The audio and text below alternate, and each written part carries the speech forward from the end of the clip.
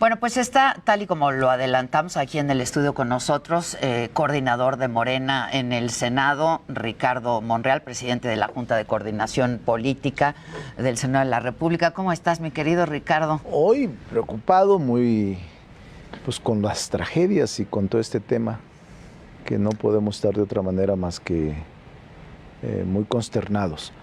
Y una disculpa porque hace 8 días iba a estar contigo, pero también alguna cosa pasó.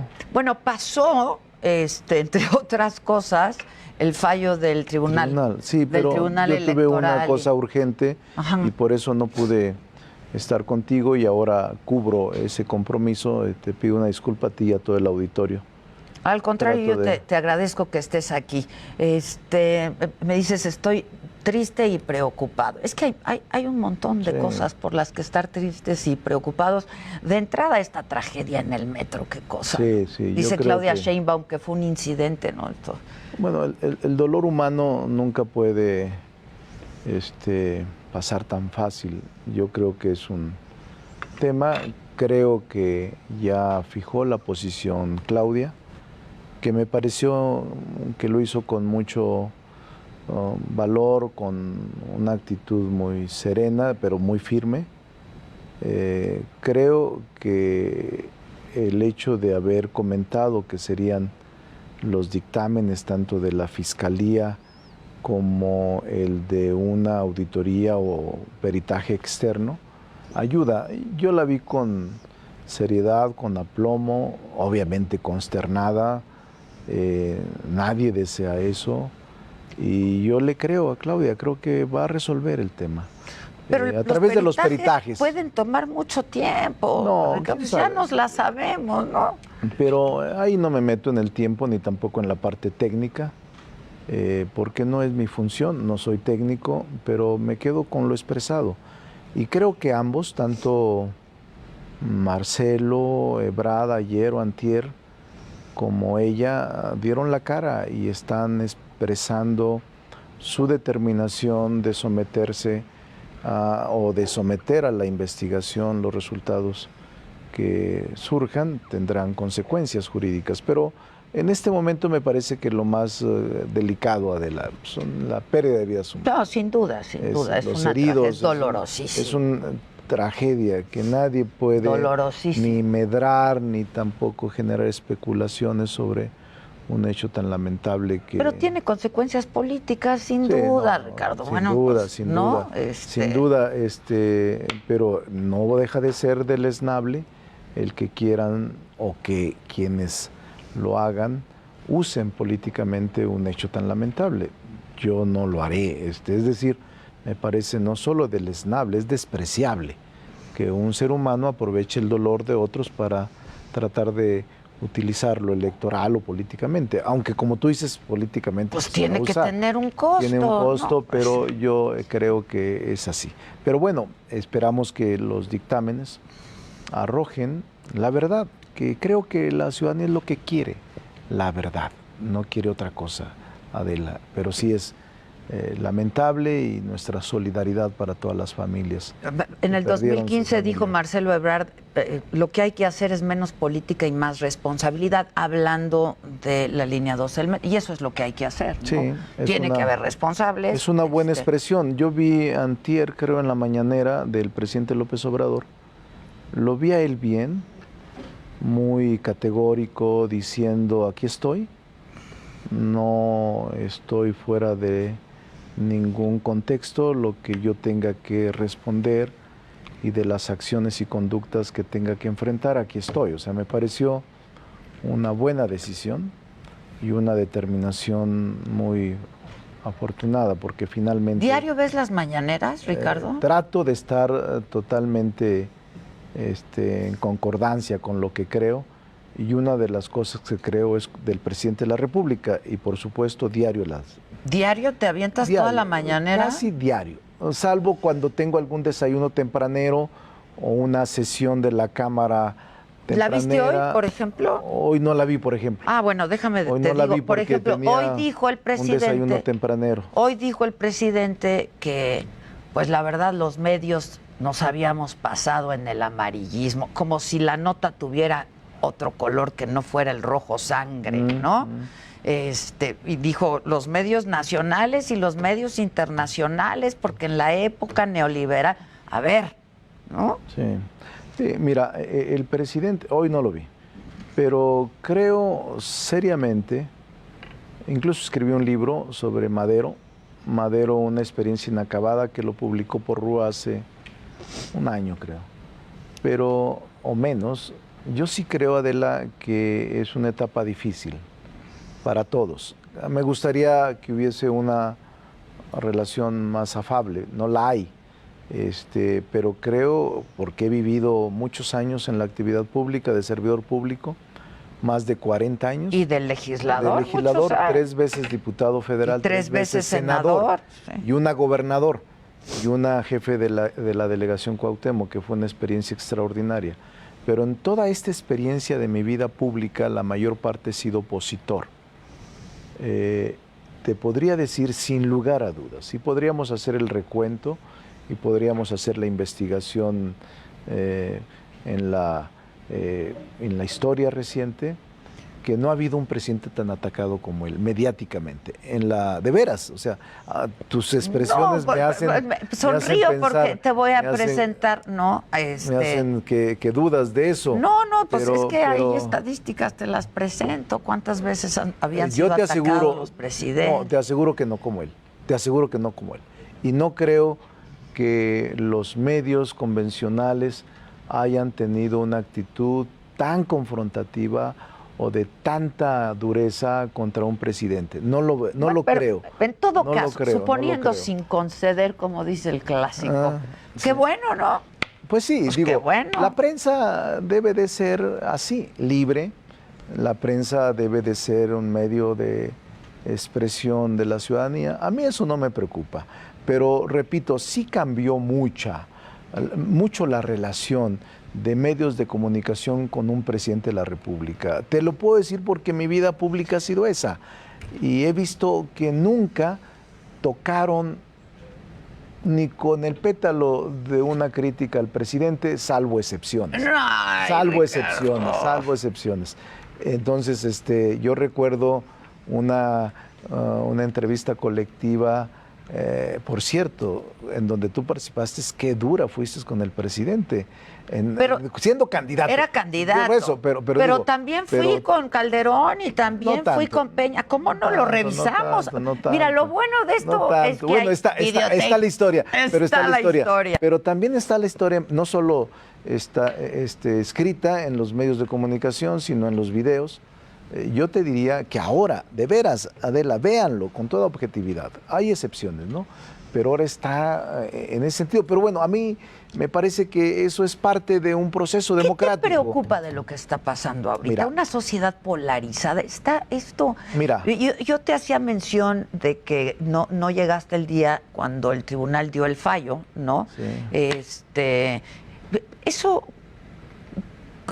¿Qué opinión te mereció? Mira, digo, yo sé que lo has hecho público. Pero... Lo he hecho público y creo que el Tribunal Electoral desdijo sus criterios anteriores.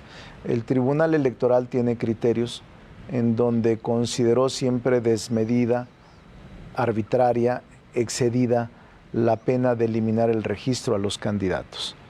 Y enterró sus criterios anteriores para poder eliminar el registro.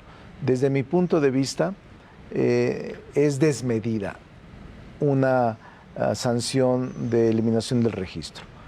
Y lo dije, o sea, me extraña mucho porque yo conozco a los 7 magistrados y haber emitido una resolución de tal nivel no es sino una actitud poco, te diría, poco jurídica, por no decirlo de otra manera. Sin embargo, ya es la última instancia, se observó, se sustituyó a los candidatos, Morena, en este caso el partido político, lo sustituyó y creo que hizo lo correcto. Ya no quedaba otra más que observar. Pues sí, hizo lo correcto poniendo a la hija de Félix Salgado Macedonio. ¿Es nepotismo o no es nepotismo? No me meto a eso porque yo no soy dirigente de partido, no participé, sin embargo conozco a su hija y su hija tiene méritos la gente lo decidió y finalmente si la gente no está de acuerdo, las urnas la van a castigar. No creo, desde mi punto de vista, Adela, creo que va a ser quien gane la elección y además creo que va a ser buena gobernadora. Fíjate bien lo que te digo, va a ser buena gobernadora. Porque es una mujer que no tiene... ¿Va a gobernar ella? Va a gobernar ella. Es autónoma, es independiente, la conozco ella. Porque tuve varios encuentros, platiqué con ella, había sido ella la que más le gustaba la política, había estado en el DIF, había estado en puestos públicos, había sido asesora. Solo en el DIF, y tiene su ¿no? autonomía. No, también asesora, tiene su autonomía. Vas a ver, no hay que negarle a la mujer, y menos aunque sea hija de Félix, por el simple hecho de ser su hija, no tienes que quitarle méritos, no debes de suprimirle méritos. Y creo que es una mujer que está destinada a crecer y a resolver muchos problemas de su estado, en el caso de que la ciudadanía así lo decida en el próximo 6 de junio. A ver, reforma electoral. Háblame de la reforma electoral. Yo creo, hay muchos temas y no mucho tiempo. Mira, yo creo que en reforma electoral es inevitable hacerla. Te lo digo contundentemente. Yo estoy preparando un modelo, un proyecto. Debo de terminarlo en 3 semanas. Claro, no podré hacerlo en este periodo, dado que hay una imposibilidad constitucional, pero la estoy preparando. Tiene que ver con funcionamiento de los órganos electorales, tiene que ver con la propia función del Tribunal Electoral, acotarlos al principio de legalidad, reducir los costos de lo que le representa al país. En este momento, de operación van a ser más de 40,000 millones de pesos los que se destinan a la organización electoral y a los partidos políticos, más de 40,000 millones de pesos. Es más, como dato anecdótico te puedo decir que es más el recurso que se destina a la organización electoral y a los partidos que a las vacunas, por ejemplo, que son tan urgentes para el país en esta pandemia tan dolorosa que nos ha tocado vivir. Entonces, es inevitable, Adela, te la adelanto. En periodo extraordinario no lo sé, porque quiero tratar de llegar a un acuerdo con los partidos políticos, porque tenemos que ir a reforma constitucional y tenemos que ir a reforma legal. Entre otras cosas, funcionamiento de los órganos, funcionamiento del tribunal, urnas electrónicas para eliminar toda esta suspicacia y sospecha que cada año existe y reforzar los delitos electorales en el manejo de recursos públicos y de otras actitudes o conductas antijurídicas que se están cometiendo, pero es inevitable. Ahora, ¿tú como senador respetas a la autoridad electoral o también piensas que hay que exterminar al INE? No, yo no creo yo no creo en la exterminación y en la desaparición radical. Sí creo en la transformación jurídica y constitucional. Respeto al INE en las decisiones, aunque pueda no coincidir con ellas, estar en desacuerdo con la conducta de determinados consejeros. Sí creo que deberían ser más recatados, más prudentes y que deberían de convertirse y comportarse como unos auténticos árbitros y no como parte en el proceso. Y aún así, yo no soy de los que piensa que hay que desaparecerlos. Creo que viene un proceso de transición para que el órgano se transforme. Con la reforma electoral. Con la reforma, o sea, institucionalmente. Pues sí. Para eso estamos los legisladores. Entonces busquemos caminos de mayor entendimiento con los partidos y creo que lo vamos a lograr. Yo he hablado con varios partidos políticos que están en la misma sintonía, con diferentes matices, pero que finalmente todos coincidimos en que va a ser necesaria una reforma electoral post-elección. Ahora, organismos autónomos.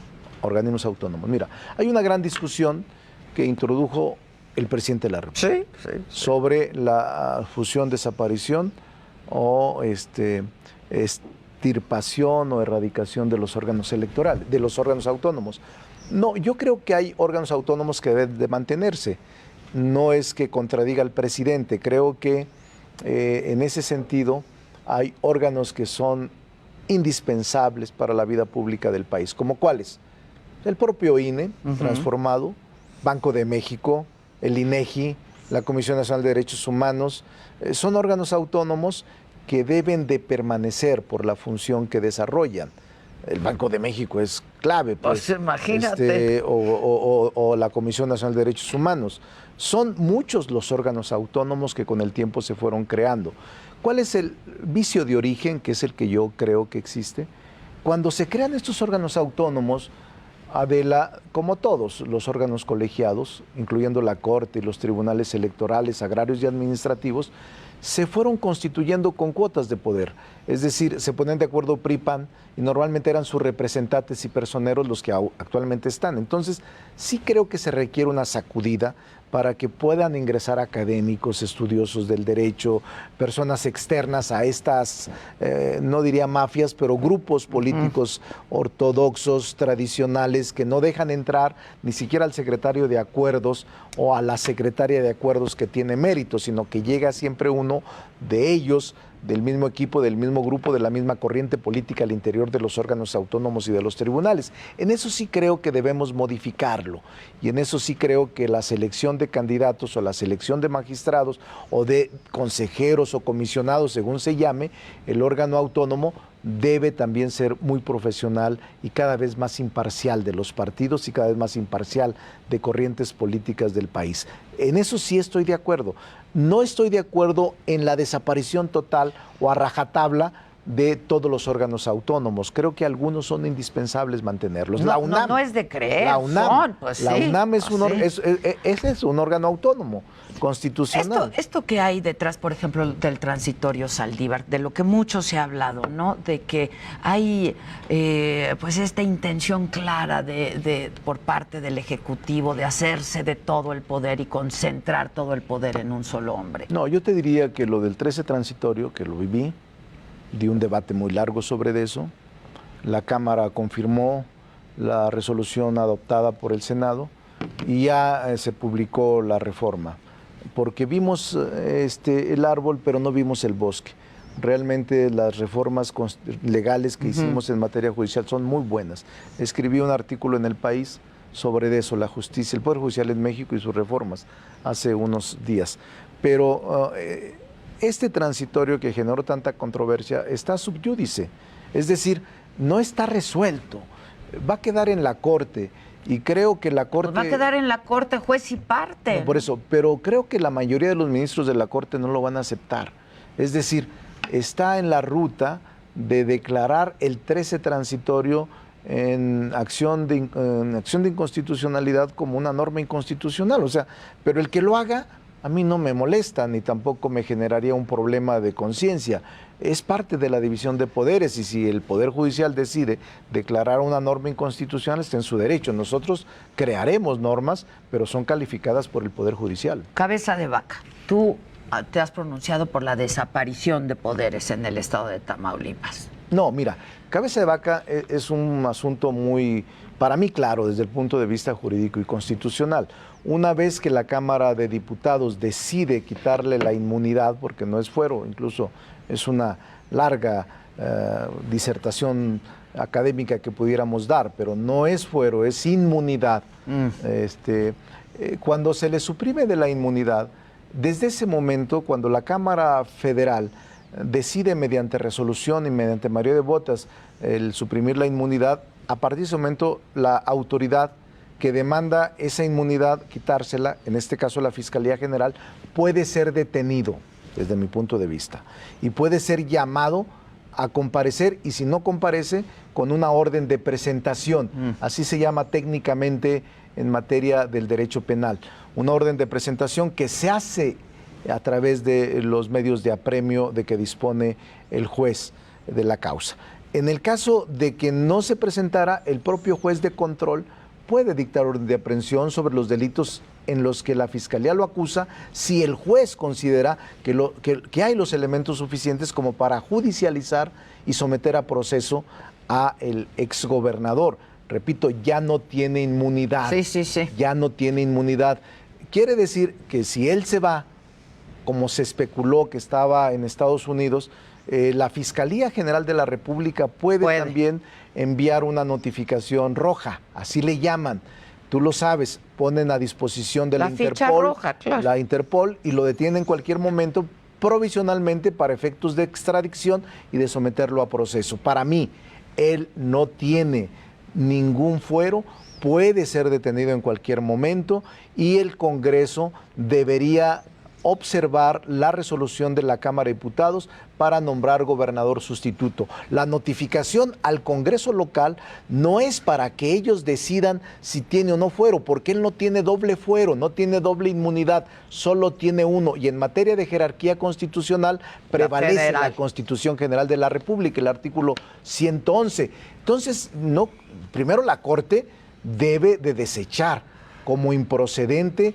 la controversia constitucional planteada por el Congreso local, porque la Corte no tiene competencia sobre las resoluciones de la Cámara de Diputados. La Constitución dice, las resoluciones de la Cámara de Diputados en materia de juicio político y de declaración de procedencia son inatacables. ¿Qué quiere decir? Que ninguna autoridad ejerce ninguna jerarquía sobre esta resolución. Oye, tengo 3 minutitos nada más, pero regresa. Oye, estuviste en Zacatecas, ¿no? Con tu hermano, después del incidente. Sí.